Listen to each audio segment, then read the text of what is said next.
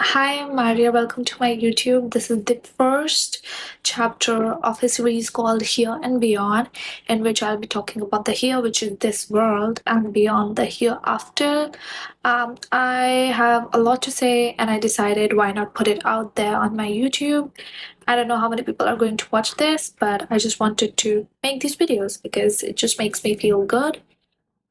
Usually, I used to make content about fashion and lifestyle, but it just didn't feel right. Also, I'm so sorry if you can hear the background noises. There's this construction going on next to my house, so please pardon me. Anyways, let's just get right into it. The topic today is hijab, and which is a sensitive topic even for me. But I think as a woman and as someone who's trying to do hijab permanently, I wanted to talk about it. I'm not a hijabi, clearly, but I am trying to be one. Like a hijabi, meaning completely committed to covering myself properly. And yeah, I have been covering myself 90% of the times for the past 9 months, actually. Alhamdulillah. But I'm not there yet. I'm not able to fully commit to it. And I know it just makes me feel guilty and I want to be there, but I'm not. And the thing that I'm going to be talking about is the beauty standard of hijab that I am struggling with and I see around myself a lot, whether it's on social media or real life. So, yeah, the first thing I would like to put out there is why are we not able to put hijab how it's supposed to be? We make these excuses like, I'll do it when I, like, basically in my culture, like India, people are like, oh, I'll do it when I get married, or I'll start doing it later in my late 30s or 40s, or like right now I'm working, I don't want to do it. But I feel like, isn't the point of hijab is that, like, these phases of life that you think are your peak phases, you're supposed to do hijab in these phases because it's a test. And the reward of hijab is higher because of that, right? So I myself am guilty of that. I didn't do it in college when I think I should have, but I did not because I just wasn't confident enough. And I feel like our society has made hijab this big beauty standard that we need to have this specific kind of makeup and we need to look this like pretty and have these type of dresses on just to make like the hijab beautiful. And like you have to be looking a certain way to do hijab, and I think that actually crushes us. Are like, I don't know, it crushes your confidence. It did to me because every time I put on hijab, like those influencers that we see on Instagram, I wasn't looking like that, and it just made me feel bad about myself when in reality they have a lot of makeup on and they have a lot of filters on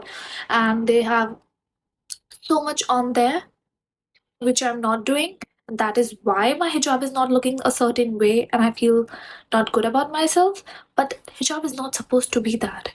It's supposed to cover your beauty. It's supposed to be elegant, but it's not supposed to be beautiful, beautiful like we see online. And I understand it's not really those influencers' fault because they are also following these trends that have been going on. But I think we need to address these. How, like, so many women out there like me want to do hijab but are not able to because of that specific reason.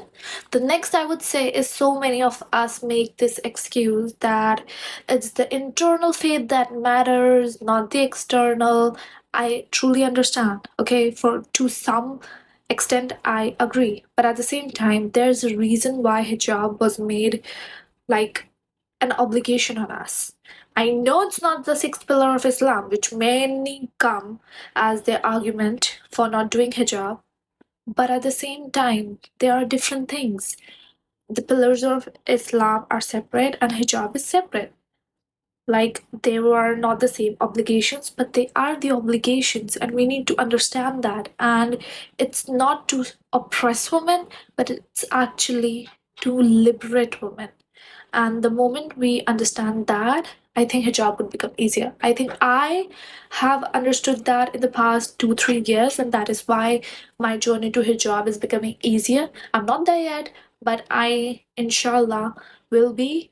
And the next thing I would want to address is like, yeah, the external internal factor. The thing is, it's harsh, but it's true that our external reflects our internal, and we need to understand that.